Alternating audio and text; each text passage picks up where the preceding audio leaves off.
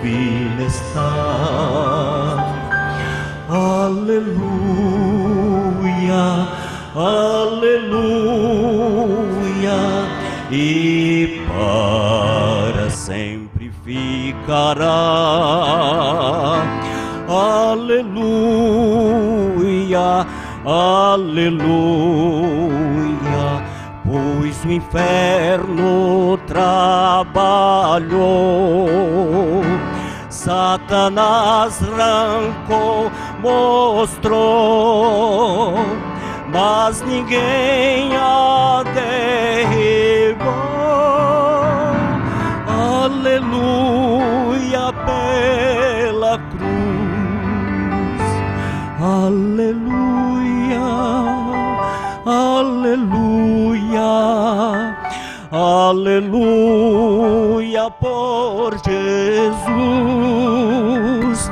Aleluia, aleluia, quem triunfa é só Jesus. É sempre vencedor a cruz. Aleluia, aleluia, pois testifica de Jesus. Aleluia,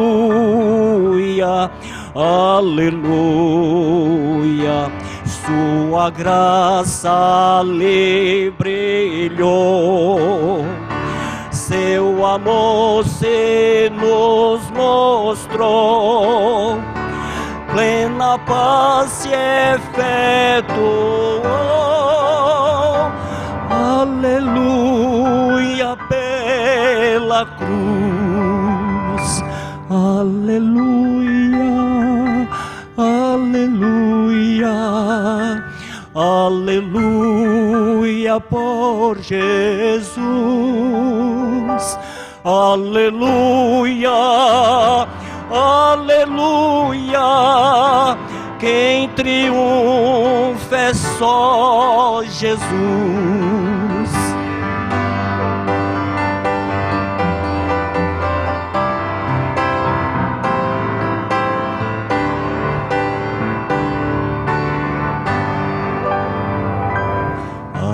Ali rendeu o Salvador. Aleluia, aleluia, a vida pelo pecador. Aleluia, aleluia, foi ali que triunfou, salvação nos outorgou, sim, o céu nos conquistou. Aleluia pela cruz. Aleluia, aleluia, aleluia por Jesus. Aleluia, aleluia, quem triunfa é só Jesus. Aleluia, aleluia, aleluia por Jesus. Aleluia, aleluia, quem triunfa é só Jesus.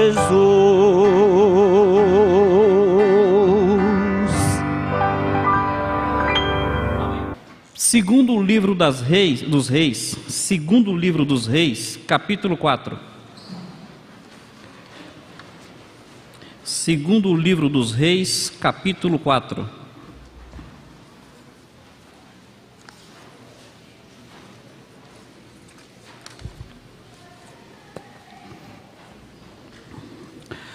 Nós leremos do versículo 1 ao 6.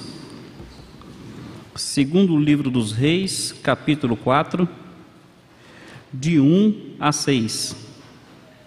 Diz assim, aliás, de 1 a 7. Certa mulher, das mulheres dos discípulos dos profetas, clamou a Eliseu, dizendo: meu marido, teu servo, morreu, e tu sabes que ele temia ao Senhor. É chegado o credor para levar os meus 2 filhos para lhe serem escravos. Eliseu lhe perguntou: que te hei de fazer? Dize-me, o que é que tens em casa? Ela respondeu: tua serva não tem nada em casa, senão uma botija de azeite. Então disse ele: vai, pede emprestadas vasilhas a todos os teus vizinhos, vasilhas vazias, não poucas. Então entra, fecha a porta sobre ti e sobre teus filhos, e deita o teu azeite em todas aquelas vasilhas. Põe à parte a que estiver cheia. Partiu, pois,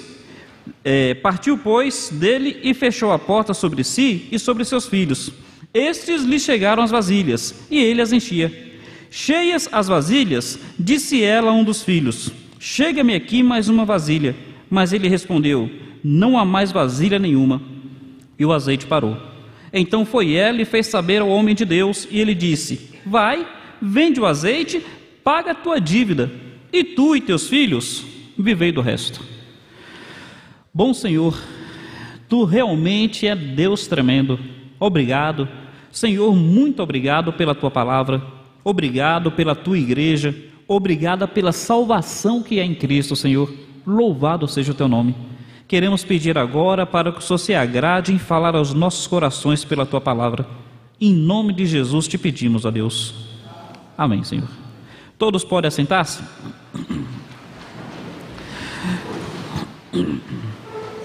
Meus irmãos, eu queria falar sobre o suprimento e a abundância de Deus para a vida do seu povo. Pensa bem nisso. Suprimento e abundância de Deus para a vida do seu povo. Eu sou apaixonado pela Bíblia. Realmente eu sou apaixonado pela Bíblia. E entre tantas coisas na Bíblia que encantam meu coração, me identifico muito com Eliseu, devido às histórias que a Bíblia traz acerca dele. Então Eliseu, ele foi o sucessor direto de Elias. Elias, ele teve um ministério de repreensão, um ministério de juízo. Os milagres que Elias fez, teve alguns que foram milagres de restauração, mas em sua maior parte foram milagres de repreensão. E Eliseu surge imediatamente após ele, e assim os estudiosos dizem que enquanto que Elias teve um ministério de juízo, Eliseu teve um ministério de graça.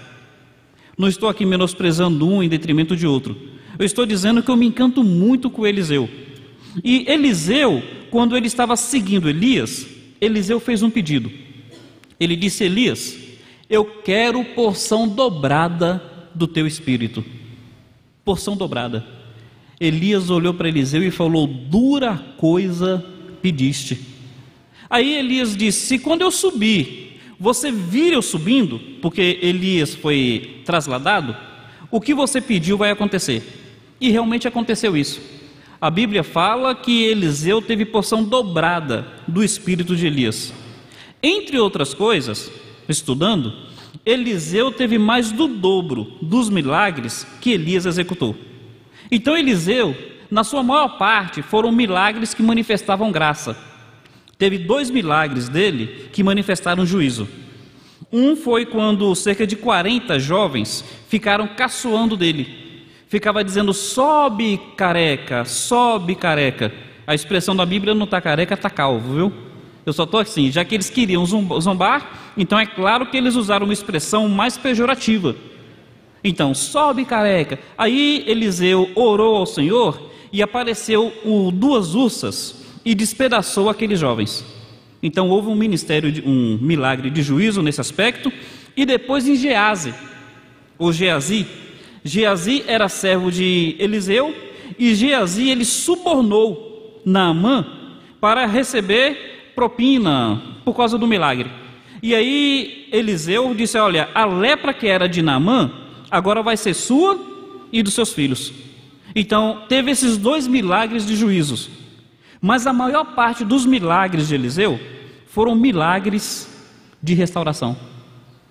Foram milagres que abençoaram muito aqueles que receberam. E meus queridos, nós estamos de um desses milagres que manifesta a graça. Um desses milagres que manifesta a intervenção de Deus por aquele que sofre. A intervenção de Deus por aquele que passa por luta. Nós temos aqui uma viúva. E essa viúva está passando por uma situação das mais penosas. Ela vai até o profeta. E o profeta faz algo que nos mostra 2 coisas importantes em Deus. Primeira, em Deus tem provisão para a necessidade do seu povo. Meus queridos, olha, precisamos nos aproximar de Deus, não com aquela ideia assim de, se não fizer isso, Papai do céu castiga. Nós não nos aproximamos de Deus para fugir de juízo, pelo menos não apenas isso. Nós nos aproximamos de Deus em si, não é pela ideia de Papai do céu castiga, é pela ideia de Papai do céu abençoa, Papai do céu intervém, Papai do céu tem solução para o seu problema. Então nós vemos que Eliseu, com esse milagre, mostra que Deus tem suprimento para o seu povo. E nós percebemos que não é apenas suprimento, é suprimento com abundância. Perceba bem isso, é suprimento com abundância. Nosso Deus é um Deus de fartura.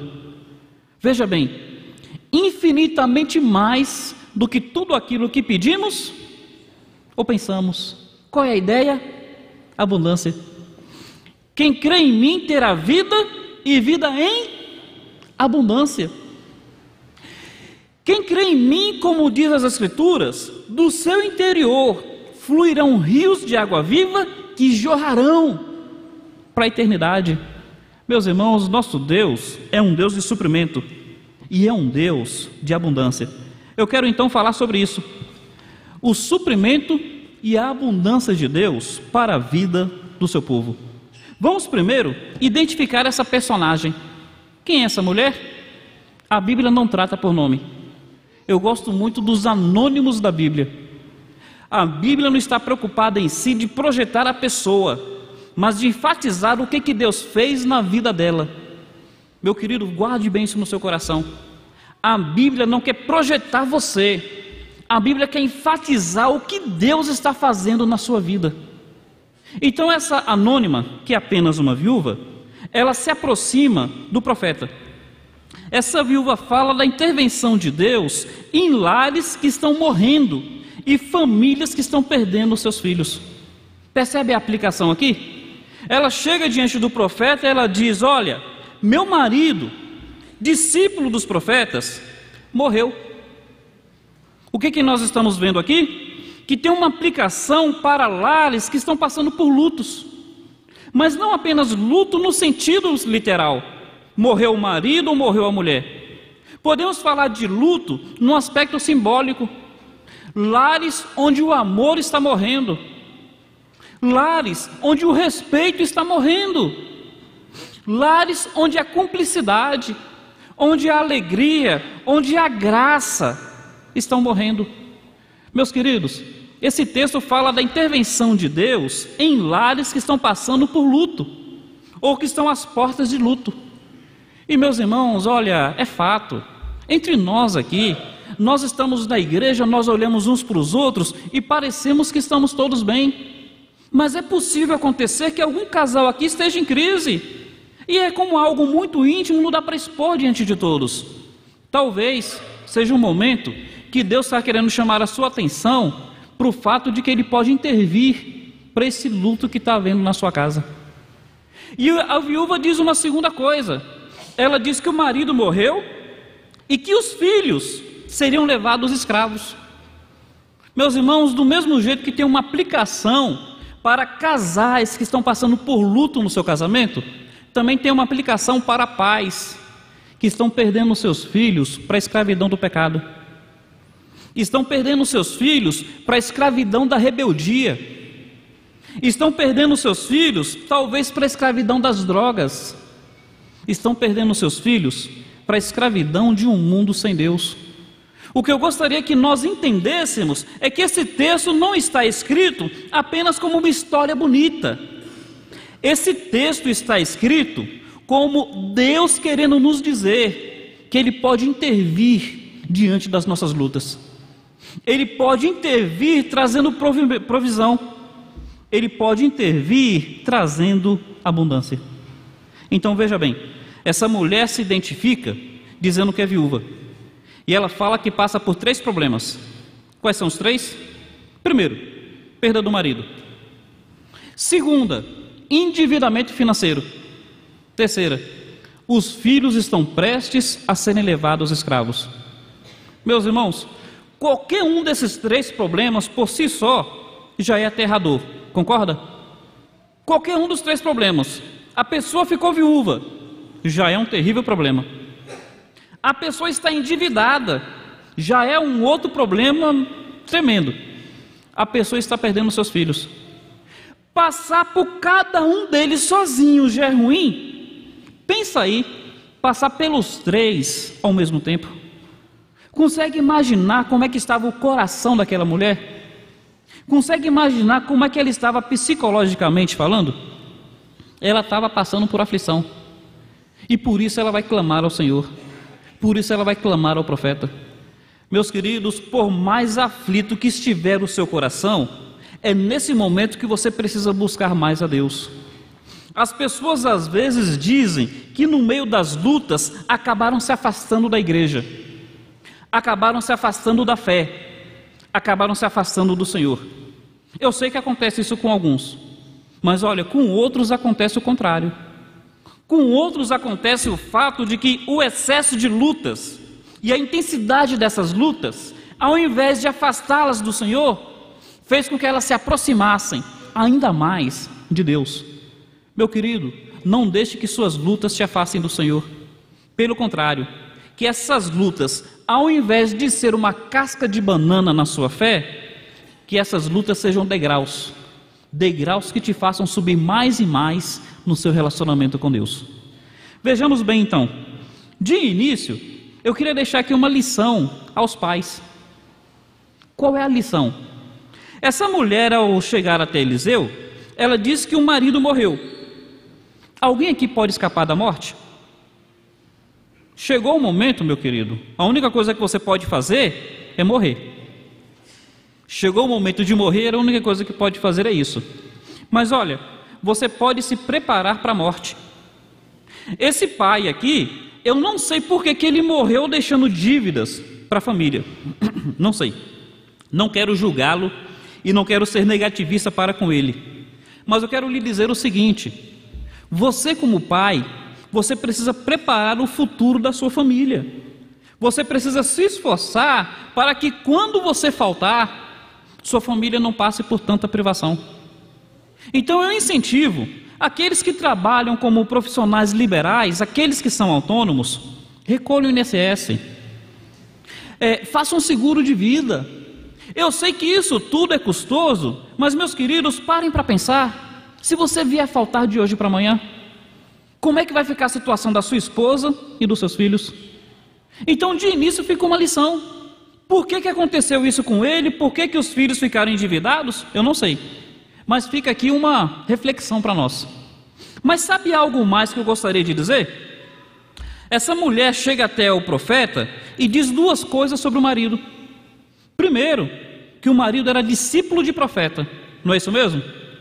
É porque naquela época, como havia muita apostasia espiritual em Israel, começaram a formar escolas de profetas, onde a palavra de Deus era ensinada a esses, para que esses pudessem ensinar a outros. Então o marido dela foi alguém voluntário para a obra do Senhor. Agora, além de dizer escola de profetas, sabe o que mais que ela fala do marido? Observe aí o versículo 1.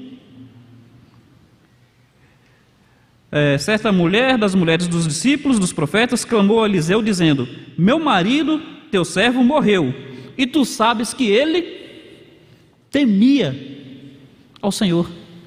Pais, percebe algo aí que esse homem deixou para a família?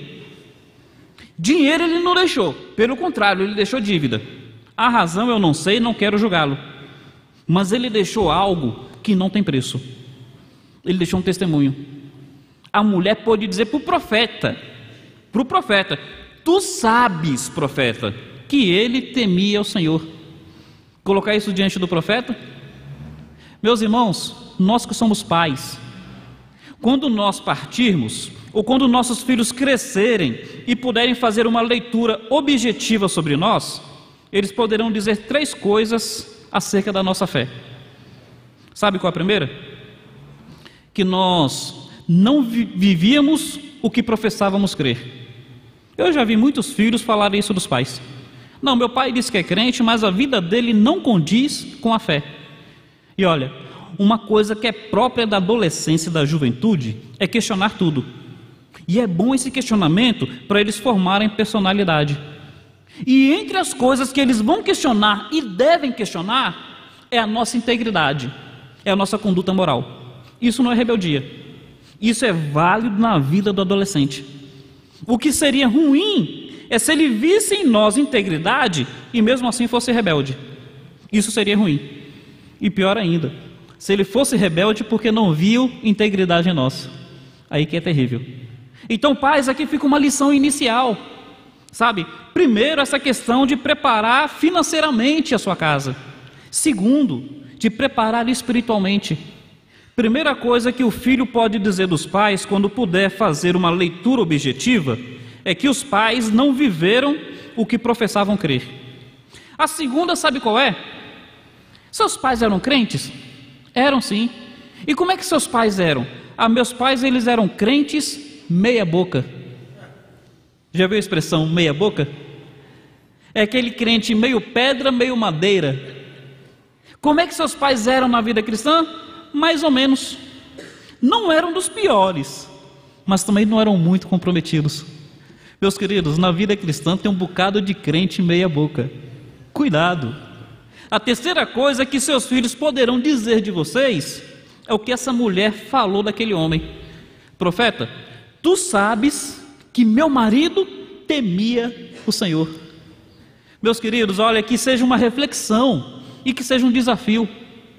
Eu quero que meus filhos, quando puderem fazer uma leitura objetiva, porque hoje eles só podem fazer uma leitura carinhosa. Estava andando com meu filho de 10 anos na rua essa semana, aí ele olhou assim para mim e falou: papai, o senhor peca? Eu falei: claro, filho. Pois é, pai, eu nunca vi o senhor pecando. Claro que ele já viu, mas uma criança com 10 anos, o máximo que faz é uma leitura carinhosa. Quando ele estiver com 16, sabe o que ele vai dizer? Ô pai, o senhor acerta? Eu nunca te vi acertando.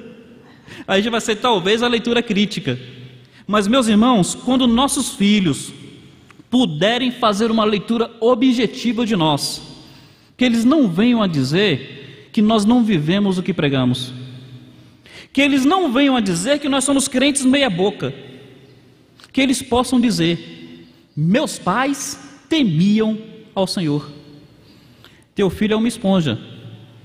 Se você não traz teu filho na igreja, e se você não vem na igreja, não fique esperando que no futuro ele tenha hábito de participar da igreja, porque você não trouxe ele. E não fique esperando que ele valorize a igreja, porque nem você valorizou quando ele era criança. Entende a importância disso, meus queridos? É para a gente refletir. Se você não está mostrando os valores espirituais para ele quando criança, se você não mostra isso na sua vida, não peça que ele pratique isso, porque ele não se acostumou com isso. E não peça que ele valorize, porque você não ajudou ele a valorizar. O momento é agora. Mas, meus irmãos, indo adiante, sabe algo mais que eu percebo nessa mulher e que vale também de reflexão? Já ouviram a expressão carteirada? Deu uma carteirada na pessoa? É quando você diz para a pessoa assim, ó: sabe quem eu sou? Sabe de quem eu sou filho? Sabe quem é fulano de tal? Essa mulher aqui, ela não está dando uma carteirada em Eliseu. Ela não está dizendo assim: ó Eliseu, meu marido era discípulo de profeta, o senhor precisa fazer alguma coisa porque ele era discípulo de profeta. Não, está dizendo: o senhor sabe que meu marido temia ao Senhor. Meus irmãos, o que faz diferença na vida espiritual não é carteirada. Sou crente há tantos anos, eu sou professor de escola dominical, eu sou diácono, eu sou pastor. Não é carteirada. O que faz diferença é piedade. Meu marido temia ao Senhor. Meus queridos, o que vai fazer diferença é isso, é piedade. Meu marido temia ao Senhor. Independente do tempo que você é crente, independente do seu status social ou da sua posição na igreja, independente disso, como é que está a sua vida com Deus? Você realmente é alguém que teme ao Senhor, que se agrada nos seus caminhos, que procura viver para louvor da sua glória? Isso é importante, meus irmãos, porque a intervenção do profeta nesse lar é pela graça de Deus, mas é a graça de Deus valorizando a piedade que esse pai teve naquela família. Muitas vezes a Bíblia fala que Deus preservou Israel por amor a Abraão. A piedade dos pais sustentando os filhos. Muitas vezes a Bíblia vai dizer que Deus preservou Israel por amor a Jacó. Piedade dos pais. Muitas vezes a Bíblia vai dizer que Deus preservou um rei em Judá por amor a Davi. Percebem? A piedade dos pais sustentando a família, mesmo que os pais já houvessem passado, a nossa piedade vai fazer diferença. Então toma cuidado, o importante não é carteirada. Quando eu era criança, tinha uma brincadeira que dizia assim, né? O rapaz chega assim e fala: sabe com quem você está falando? Com quem? Você está falando, vou usar aqui, policial. Você está falando com um policial.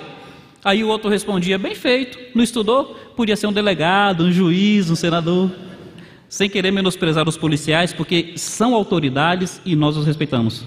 O que eu quero dizer é que o que vai fazer diferença não é a carteirada. O que vai fazer diferença é a sua vida com Deus. Diante disso, o que o profeta faz? Chega diante dele uma mulher, essa mulher apresenta o problema. Está viúva, está endividada e os filhos estão perto de serem escravizados. Essa mulher fala que seu marido foi um homem piedoso e que porque ela viu que aquele homem envolvia-se com Deus, ela espera que o Senhor, por graça, intervenha no seio da família. Aí o profeta, o que o profeta vai fazer? Dá uma olhada nesse verso aqui, que é algo mais que me identifico com Eliseu. Versículo 2. Sabe o que Eliseu fala? O que te hei de fazer? Meus irmãos, pensa bem nisso. O que te hei de fazer? Sabe o que as pessoas esperam quando procuram sua liderança espiritual? As pessoas esperam que a liderança já tenha uma resposta pronta. As pessoas esperam que chega com um problema e a liderança já dá a solução na hora. Eliseu mostra um lado bem humano do profeta. Minha filha, que problema que você me trouxe, que solução que eu vou dar para isso? O que eu estou vendo aqui em Eliseu? Eliseu, ele não tinha uma resposta pronta naquela hora. E meus irmãos, o que é importante nós percebemos na nossa liderança espiritual? São homens de Deus, mas nem sempre vão ter a resposta de imediato. O negócio não é online. Às vezes vocês vão trazer algo para nós e a gente vai precisar orar, a gente vai precisar refletir, a gente vai precisar avaliar pró e contra, custo e benefício. E quando isso acontecer, não é que nós estamos com uma vontade, não é que nós somos inexperientes, como tanta gente gosta de nos criticar. Meus queridos, é porque nem sempre os servos de Deus têm resposta pronta. Eliseu está dizendo: o que te hei de fazer? Lembra lá na frente, quando o filho da sunamita morre? Eliseu manda o servo dele perguntar para a sunamita: vai bem contigo, com teu marido, com teu filho? Aí o sunamita chega até Eliseu, abraça os pés dele. E o servo vai tirar a sunamita. Eliseu fala: não tire não, porque ela está atribulada e Deus não me revelou. Percebe? O profeta está dizendo: olha, eu não sabia, eu não tive percepção espiritual sobre o que estava passando por ela. O que eu quero que nós entendamos aqui é o seguinte: o servo de Deus não é super-herói. O servo de Deus não tem resposta pronta para tudo. O servo de Deus não tem bola de cristal. Não tem, não adivinha. Não adivinha. Às vezes Deus revela, às vezes Deus não revela. E Eliseu está me mostrando que ele não tem resposta pronta para tudo. Então ele pergunta: o que te hei de fazer? Vem então a resposta. Depois que ele mostra esse lado humano, ele faz uma pergunta para ela. Sabe qual a pergunta? Observe aí o versículo 2. Que te hei de fazer? Aí ele diz: dize-me, o que é que tens em casa? Então ele está procurando uma solução. E nessa pergunta aí, o que é que tens em casa? Sabe o que eu entendo? Que Eliseu está sendo usado por Deus para mostrar para aquela mulher que ela participaria na intervenção de Deus em sua vida. Meus irmãos, vamos entender algo aqui. Tem coisa que Deus faz independente de nós, mas tem coisas que Deus só faz a partir de nós. Tem coisas que Deus vai fazer que não precisa de nenhuma participação sua, mas tem coisas que Deus só vai fazer se você participar do processo. Isso é maravilhoso perceber. Teve situações onde o povo de Israel estava com os inimigos às portas. Os inimigos iriam entrar e destruir tudo. Aí eles clamavam a Deus. Deus dizia assim: olha, fiquem tranquilos, porque vocês não vão levantar um dedo. Eu sozinho vou destruir o exército. Aí teve uma passagem com Ezequias, por exemplo, que fala que Deus mandou uma peste contra o exército inimigo, e no outro dia tinha morrido 185 mil soldados inimigos, sem o povo de Judá ter levantado um dedo. Então tem coisas que Deus faz sem nós, mas também tem situações onde Deus fala: ser forte, corajoso, disponha-te. Quer dizer, tem coisas que Deus só faz a partir de nós. E aqui a passagem está me mostrando que para a intervenção de Deus, para a provisão de Deus e para a abundância de Deus na vida dessa viúva, ela precisava participar do processo. O que é que tens em casa? Meus irmãos, vocês querem a intervenção de Deus na sua vida? A provisão, a abundância? Talvez o Senhor esteja te perguntando agora: o que é que tens em casa? Eu ouvi de um pastor uma vez, foi o pastor Carlos Antônio, pregou aqui há alguns anos atrás. Ele estava dizendo que uma senhora da igreja, uma família, estava passando por necessidade. Aí o pastor foi lá até essa família, e passando por necessidade financeira, família, né? Ele falou: olha, pega um pouco d'água para mim. No que ela levantou para ir pegar, ele falou assim: me arranje uma Bíblia primeiro. Aí ela deixou a Bíblia dela com o pastor e foi pegar água. Aí o pastor deixou uma oferta da igreja. A igreja tinha mandado uma oferta para suprir a necessidade da família. Pegou um cheque da igreja e colocou dentro da Bíblia, no Salmo 23. Aí quando a mulher voltou com a água, ele falou: olha, eu não vou ler o texto bíblico aqui agora não. A senhora vai ler o Salmo 23, tá bom? Depois que a gente for embora, e aqui eu só vou orar com a senhora e vou sair. Então não vou ler a Bíblia agora não, só vou orar, vou sair, depois a senhora medita no Salmo 23. Aí bebeu água, orou, foi embora e deixou a Bíblia da mulher lá. Final de semana encontrou a mulher e falou: ei, minha irmã, como é que está com as lutas? Ô pastor, está do mesmo jeito, pastor, passando uma dificuldade tremenda, sabe? Os filhos na escola, e assim às vezes a gente não tem nem o pão para tomar café de manhã. E o pastor falou: minha irmã, a senhora leu o Salmo 23? Não, pastor, eu já conheço, o Senhor é meu pastor e nada me faltará. Leu o Salmo 23, minha irmã? Para quê, pastor? Eu já conheço, o Senhor é meu pastor e nada me faltará. Gente, eu não sei se é verdade ou se é só uma ilustração, mas concorda que é bem didática? As pessoas precisam se dispor a participar no processo para a intervenção de Deus. Se essa mulher abre ali no Salmo 23, ela veria a oferta da igreja para ela, mas ela não estava disposta a participar no processo. Deus pergunta: o que é que tens em casa? Moisés: Senhor, como é que eu vou livrar esse povo? E Deus pergunta: o que é que tens à mão? Aí Moisés fala: uma vara. E Deus diz: é com essa vara que você vai livrar Israel. E hoje, gente, pensa numa vara.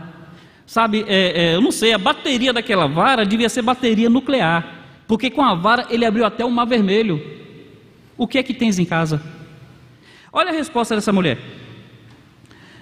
Versículo 2, né? Eliseu lhe perguntou: o que te hei de fazer? Diz-me o que é que tem em casa. Ela respondeu: tua serva não tem nada.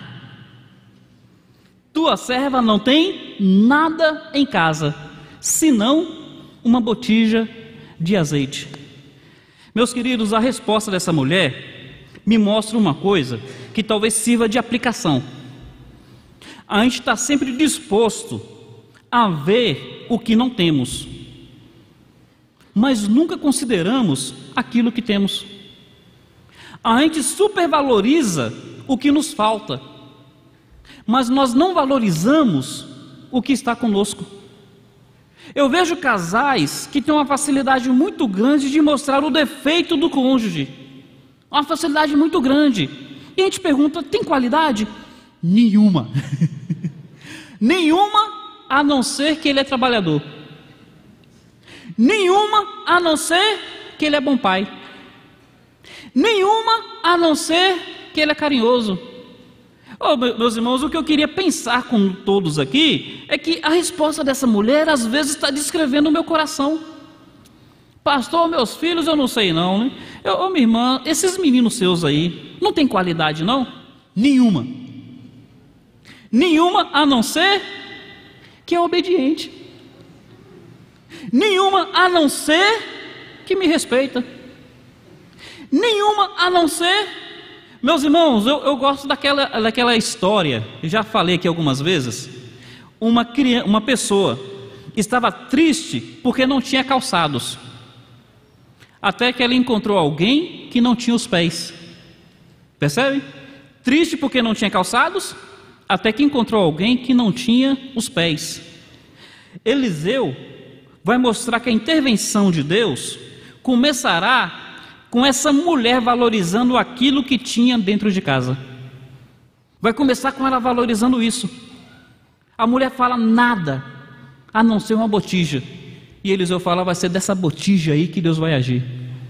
Vai ser disso que você não valoriza, disso que você acha que não é um nada. Meus irmãos, sabe como é que os casamentos se tornam mais felizes?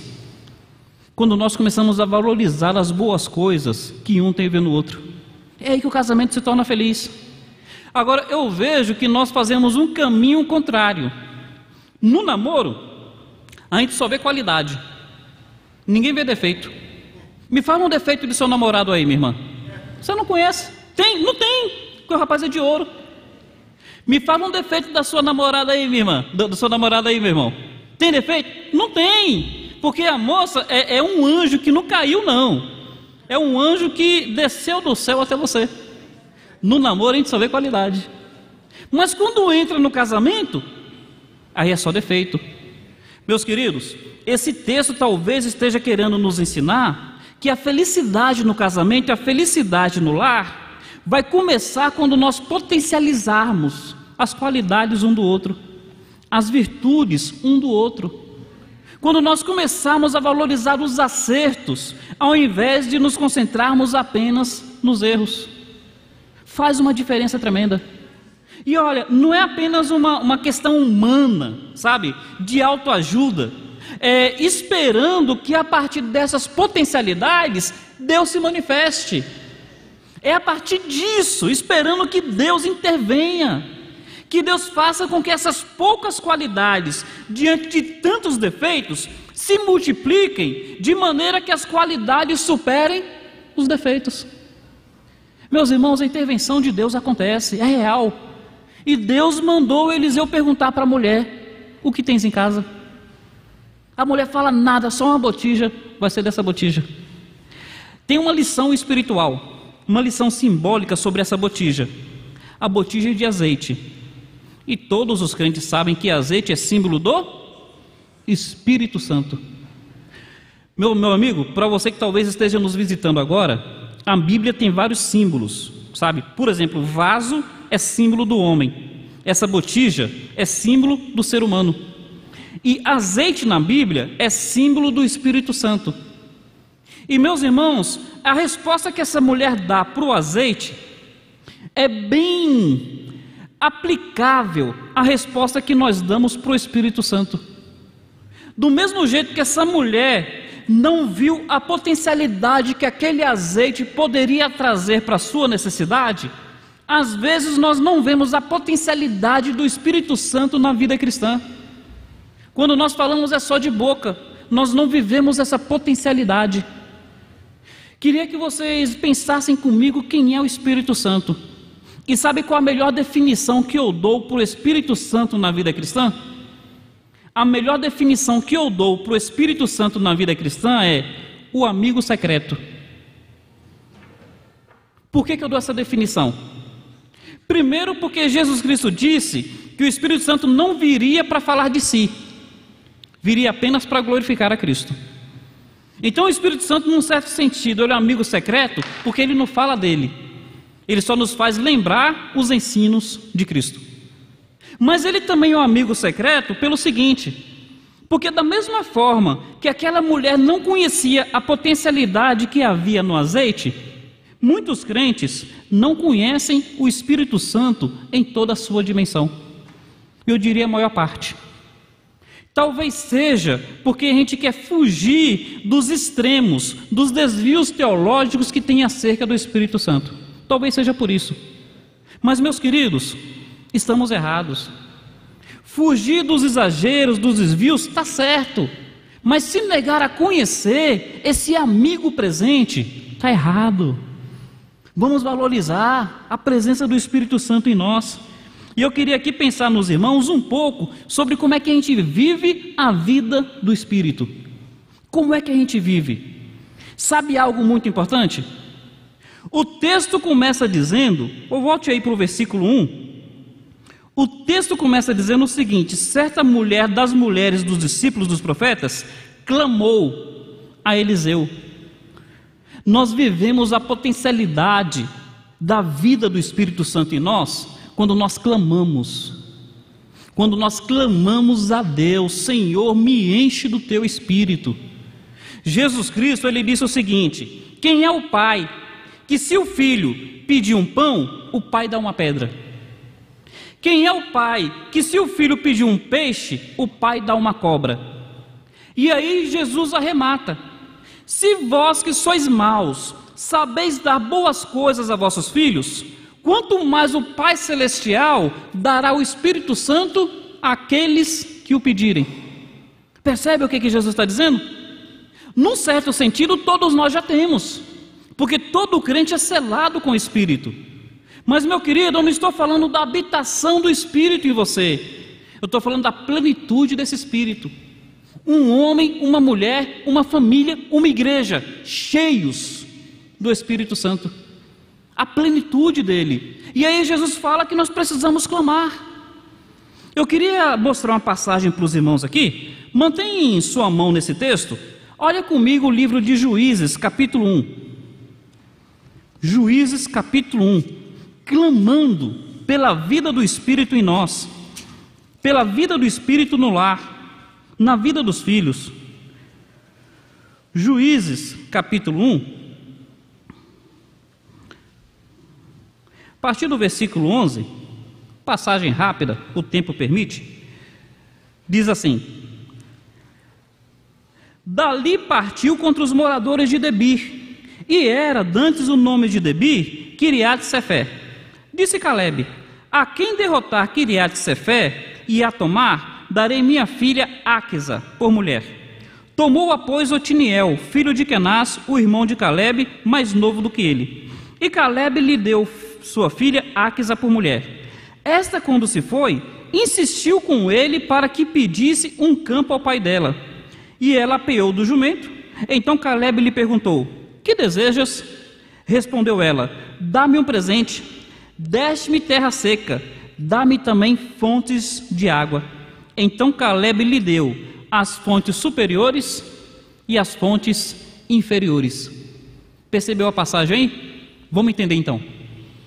A menina se casou, e a menina quer pedir agora um presente para o pai. E a menina diz assim: olha, a terra que o Senhor me deu é uma terra seca, então me dá fontes de águas. Aí a Bíblia fala que ele deu para ela fontes superiores e fontes inferiores. Meus queridos, água na Bíblia também é símbolo do Espírito Santo. É símbolo do Espírito Santo. Essa mulher está clamando: minha terra está seca. E diante do clamor dela, ela só queria fontes de águas. O pai, amoroso como o pai é, o pai dá abundantemente fontes inferiores e fontes superiores. Meus irmãos, quando nós clamamos a Deus, quando nós falamos: Senhor, a terra está seca, o coração está árido, esse coração meu é duro, me dá fontes de água, me dá a plenitude do teu Espírito, o Senhor vai responder. O Senhor vai nos dar fontes inferiores, vai nos dar fontes superiores. O Senhor vai suprir a necessidade do seu povo. Lembra qual é o tema da mensagem? Provisão e abundância de Deus. Ele não só dá provisão de fonte de águas, Ele dá provisão com abundância. Fontes inferiores, fontes superiores. Mas, meus irmãos, isso começa quando? Começa quando clamamos. Precisamos abrir o coração com Deus. Abre mesmo, porque Deus convida: clama a mim e te responder-te-ei. Anunciar-te-ei coisas grandes e incríveis que vocês nem imaginam. Meus irmãos, a abundância da vida do Espírito, a intervenção de Deus no lar, começa quando nós clamamos ao Senhor. Eu vejo pessoas que já passaram por situações terríveis, pessoas escravizadas no pecado, que diante do clamor foram libertas do pecado. Pessoas escravizadas pelo vício, que clamando ao Senhor, o Senhor as tem libertado do vício. Pessoas passando por falência conjugal, e clamando ao Senhor, o Senhor tem mudado a sorte dessas pessoas, tirando-as da falência conjugal e trazendo renovação no seu casamento. Dá um exemplo aqui. Eu disse que tem coisas que às vezes Deus revela a Eliseu, tem coisas que Deus não revela. Eu gosto de reunir casais em minha casa, aquele trabalho que a gente estava falando dos GAs, tem um dos jovens, tem também um dos casais. E no início eu reunia casais em minha casa, e a gente saía procurando alguns casais. Igreja grande não dá para reunir todos, e não dá para reuni-los sempre em minha casa. Então uma vez eu reuni um grupo, outra vez eu reunia outro grupo. Aí um dia, segunda-feira eu estava de folga, eu pensei num casal, o rapaz é da igreja, a esposa não era. Aí eu peguei a bicicleta, estava de folga, falei: vou na casa desse casal. Cheguei lá de bicicleta, bati na porta, demoraram um pouco de abrir. Quando abriram eu falei: olha, o seu esposo está aí, minha irmã? Ela é crente, mas não é dessa igreja? Falou: tá sim, posso entrar? Pode. Aí coloquei a bicicleta para dentro, estou na sala, ela foi chamar o esposo. Passou uns 15 minutos, uns 20 minutos, passou uma meia hora, eu sozinho na sala. Até que o esposo chega, os dois bem sem graça. Eu sabia de nada, comecei a falar: olha, é porque eu gosto de reunir casais em casa. Falei da importância do trabalho. Falei: olha, casamento a gente precisa investir, a gente precisa procurar fortalecer. Às vezes um casal está passando por luta aqui e acha que é só ele. E quando ele está com outros casais, ele começa a perceber que outros casais passam por lutas também. Então fui falando da importância disso. Quando terminei, convidei eles para ir em minha casa no outro dia. O marido, que é daqui da igreja, falou: ô pastor, minha esposa te procurou? Não. Minha esposa te ligou agora? Não. Minha esposa não falou nada com você? Não, meu irmão.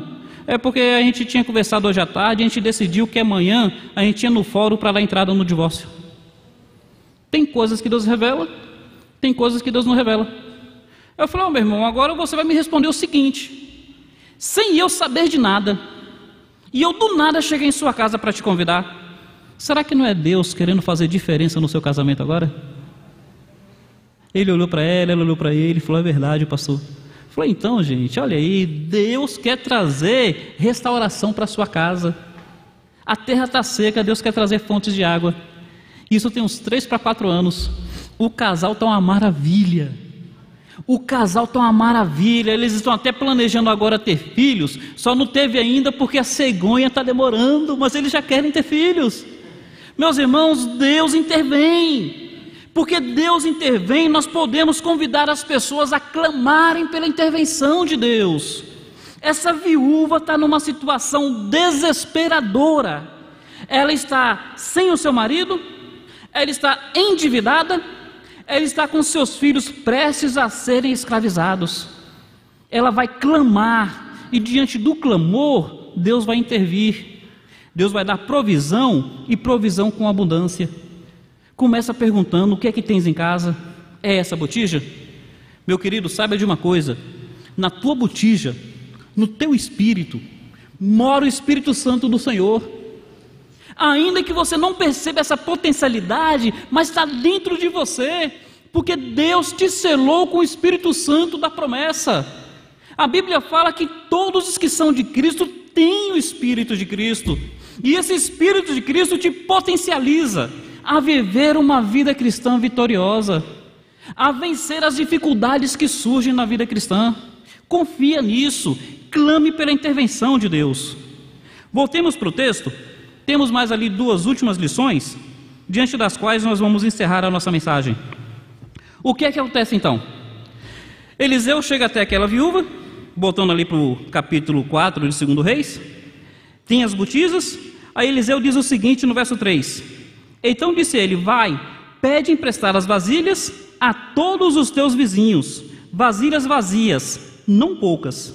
Então entra, fecha a porta sobre ti e sobre seus filhos, e deita o teu azeite em todas aquelas vasilhas. Põe à parte a que estiver cheia. Eliseu vai me mostrar aqui umas 2 lições. Primeira, a intervenção de Deus é pela graça dele, mas desfrutar dessa intervenção é na medida da sua fé. Percebe? Deus age pela graça, porque Ele quer agir, mas nós desfrutamos da ação dele pela nossa fé. Quantas vasilhas foram cheias? Quantas aquela mulher pediu? Quer dizer, a fé dela, sua fé, fez com que ela pedisse talvez 20 vasilhas. Foram as 20 que foram cheias. Se ela tivesse pedido 50, seriam as 50. Se tivesse pedido 100, seriam as 100. A provisão de Deus não tem limite, porque é pela graça. Agora, o desfrutamento que nós teremos vai ser no limite da nossa fé. Não é assim que ensina Efésios 2:8? Salvação é pela graça, mediante a fé. A salvação é graça de Deus. Desfrutar da salvação é a fé humana, é a fé no coração do crente. Então, meus queridos, como é que está a sua fé? Como é que está a nossa fé quanto à intervenção de Deus na nossa necessidade? Busque vasilhas. Como é que está a sua confiança na intervenção de Deus diante do luto que talvez esteja havendo no seu casamento? O luto do amor, do respeito, do carinho. Como é que está a sua fé diante da escravidão pela qual talvez seus filhos estejam passando? Confie, confie. Eu tenho ensinado as pessoas sobre a questão de fé, e eu tenho gostado daquele texto de Tiago, que diz assim: peça com fé, em nada duvidando. Confie, meu querido, é a intervenção do Senhor, é a graça do Senhor, é a mão do Senhor, é o Espírito do Senhor dentro de você. Confie nisso. Cristo te garantiu esse mérito pelo sacrifício dele. Mas uma outra lição que eu gostaria de pensar aqui: as vasilhas não foram enchidas todas ao mesmo tempo, foi uma de cada vez. Não foram todas ao mesmo tempo. Primeiro enche uma, está cheia, deixa de lado. Enche a segunda, deixa de lado. Enche a terceira, deixa de lado. E eu fico pensando, já que o azeite é o Espírito Santo, sabe o que essas vasilhas são? Essas vasilhas são áreas onde o Espírito Santo precisa agir na sua vida. Essas vasilhas são áreas onde o Espírito Santo precisa agir. Tem pessoas que a vasilha que precisa ser cheia desse azeite é a vasilha do perdão. coração está duro para perdoar, duro para perdoar. Tem pessoas que a vasilha que precisa ser cheia é a vasilha da paciência. Tem pessoas que perdem a cabeça muito fácil, se irritam à toa, e por qualquer coisa, situações corriqueiras da vida acaba se tornando um ponto de discussão. Faz-se cavalo de batalha em torno de nada. Talvez a vasilha que precisa ser cheia é essa daí. Tem outras que a vasilha que precisa ser cheia é a vasilha da compreensão. Nunca consegue ver um lado do outro. Para mim é assim, tem que ser assim e é assim mesmo. Tudo bem, meu querido, mas para você chegar nessa compreensão não levou um tempo? Espera chegar esse tempo na vida da outra pessoa também.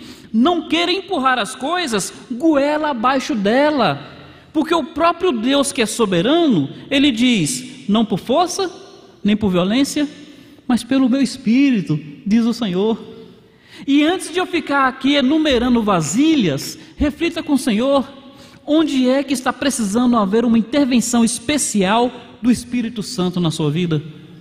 Qual é a vasilha? Com certeza Deus está te falando aí. O Espírito Santo precisa encher esse lado no meu coração. Tem pessoas que precisam encher a sua vasilha no controle sobre o pecado. Tantas pessoas que são escravas hoje da promiscuidade, da pornografia, outros escravos da maledicência. Qual é a vasilha? O Espírito Santo vai preencher essa necessidade conforme você apresentar essa necessidade a Ele. O texto aqui não diz que ela fechou a porta após si. Isso se chama evento privado, particular, entre ela e Deus, entre ela, os filhos de Deus. Talvez você precise fechar a porta entre você e sua esposa, sabe? E os dois apresentarem a vasilha para Deus. Talvez você precise fechar a porta, você, sua esposa e seus filhos, e todos apresentarem a vasilha para Deus.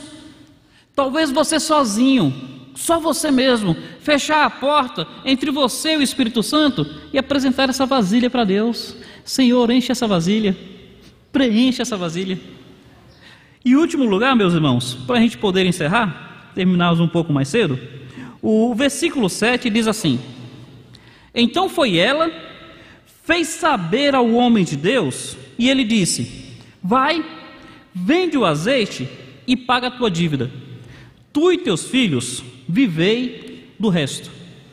Depois que todas as vasilhas estavam cheias, sabe? Ela perguntou assim para os filhos: tem mais alguma vasilha? Aí os filhos disseram: não, não tem mais vasilha nenhuma. É assim com Deus. Deus supre completamente.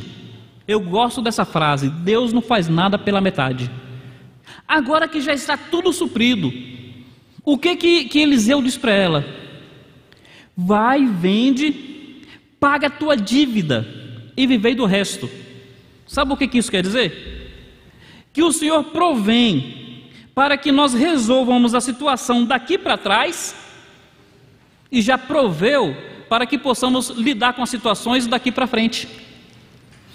Esse dinheiro aí que você conseguiu do azeite, dá para você pagar o que devia, e já dá para suprir as dívidas que surgirem no futuro. Entenderam? Em Cristo nós temos condições de lidarmos com as coisas que passaram, e temos condições de lidar com as coisas que surgirão para frente. O que eu quero dizer, meus queridos, é que para Jesus não tem situação insolúvel. Se você quiser jogar as cordas, jogar a toalha, né? Se você quiser jogar a toalha, se você quiser desistir, é porque você não confia no recurso de Deus, é porque você não quer fazer uso do recurso de Deus na sua vida. É uma limitação em você, não uma limitação em Deus. Se nós quisermos viver uma vida endividada, meus irmãos, não no sentido financeiro, estou dizendo no sentido espiritual, é tão somente porque nós não queremos fazer uso do recurso que no Espírito Santo, que em Cristo, que Deus providenciou para nós. Porque com aquilo que Ele tem suprido, com a abundância que Ele quer fazer em nossa vida, dá para pagarmos a dívida passada e dá para vivermos do que sobrar diante das dívidas futuras. No Senhor tem plena abundância, no Senhor tem plena provisão, Meus irmãos, eu fiquei considerando o que compartilhar com a igreja nessa manhã, e esse texto tem falado fortemente ao meu coração, de maneira que eu quis ter trazido essa palavra a todos. Que o Senhor, por graça, por misericórdia, esteja nos desafiando a buscarmos a provisão e o suprimento, a abundância que o Senhor tem para a vida do seu povo. Que Deus abençoe a cada um de nós. Vou convidá-los a curvarem suas cabeças, nós vamos orar. Mas antes de eu orar, eu gostaria de convidá-lo a refletir sobre o que talvez Deus quis falar ao seu coração acerca disso. Sem querer pregar de novo, mas essa mulher estava enlutada. Famílias talvez estejam passando por luto do amor, do respeito, do carinho, da compreensão. Seus filhos estavam sendo levados escravos. Pais talvez estejam perdendo filhos, escravos do pecado. Ela estava endividada.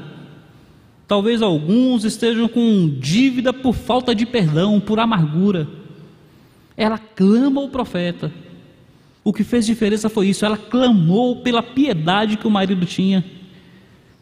Nos esforcemos para ser pessoas piedosas. Vamos clamar ao Senhor pela intervenção dele. O que tens em casa? O que tens em casa? Pensa bem nisso. O que tem em casa precisa ser valorizado. Eu tenho uma esposa que me ama. Eu tenho filhos que são presentes de Deus na minha vida. E tenho o Espírito Santo dentro de mim. Quais são as vasilhas que precisam ser apresentadas diante de Deus? Coloque essa vasilha no altar do Senhor. Nosso Pai, agradecemos a Ti, ó Deus, porque o Senhor cuida de nós. Quero te agradecer pela existência dessa igreja. Muito obrigado por esse povo que o Senhor ama e que o Senhor colocou o teu amor em nossos corações. Muito obrigado, Pai. Pedimos a Ti para que o Senhor nos ajude a vivermos a plenitude do teu Espírito em nós. Que o Senhor nos ajude a Te amar, a andar com o Senhor, a viver para o louvor da Tua glória e para a glória do Teu nome. Deus bendito, que nós possamos desfrutar dessa provisão e dessa abundância que existe em Cristo por meio do Teu Espírito. Que possamos viver uma vida plena para a glória do Teu nome. É no precioso nome de Jesus que nós pedimos a Deus. Amém, Senhor.